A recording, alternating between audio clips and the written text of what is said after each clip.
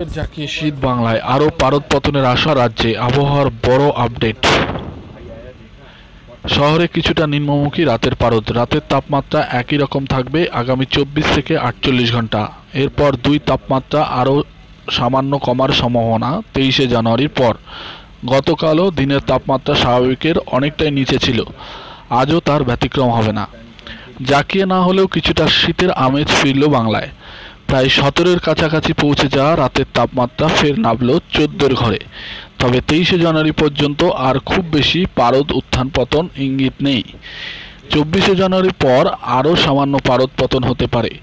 দক্ষিণবঙ্গ এবং উত্তরবঙ্গে আংশিক মেঘলা আকাশ, ঘন কুয়াশার দাপট থাকবে।